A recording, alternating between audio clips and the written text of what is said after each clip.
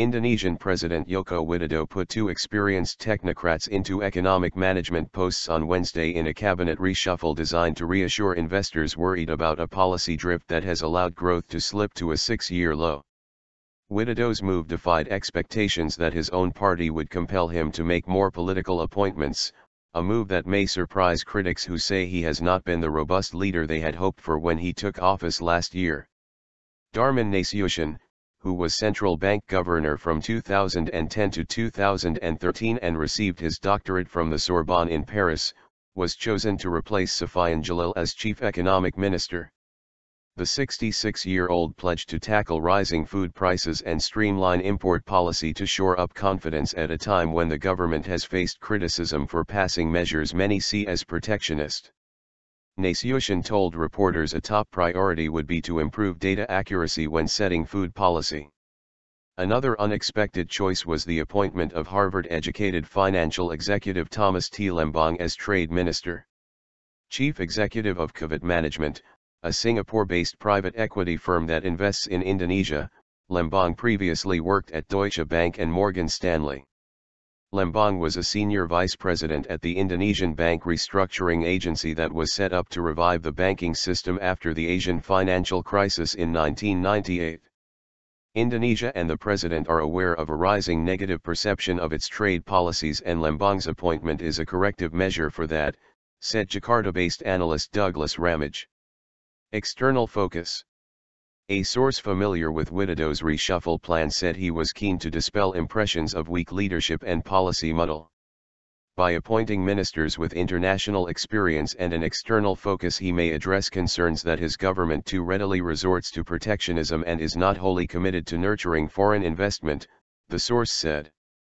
Widodo's meteoric rise from furniture businessman to president of the world's third-largest democracy, and the first to come from outside the political or military establishment, was widely seen as a watershed moment for Indonesia. Supporters had predicted that the former governor of Jakarta would root out corruption, promote people based on merit rather than connections, and create an environment where a stalling economy could reignite and investment flourish. Instead, he has been widely seen as sometimes out of his depth and struggling to get around entrenched vested interests. Welian Wiranto, an economist at OCBC Bank, said new Chief Economics Minister Nasution should have a strong understanding of both monetary and fiscal policy as former governor of the central bank and head of the tax office. There is a better chance of policy coordination, Wiranto said. At the end of the day, however, it will depend on whether he has the political air cover from his boss to do what he needs to do on the ground. 4 other cabinet appointments were announced on Wednesday. Luhut Panjaitan, a former chief of special forces and close aide to Widodo, retained his role as chief of staff in the president's office and was also appointed as coordinating minister for security and political affairs.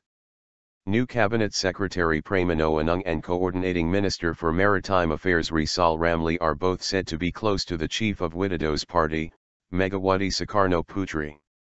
While many consider Ramli a seasoned economist, his appointment along with Anung is seen as a move to appease former President Megawati, who has made no secret of her demands on Widodo to toe the party line.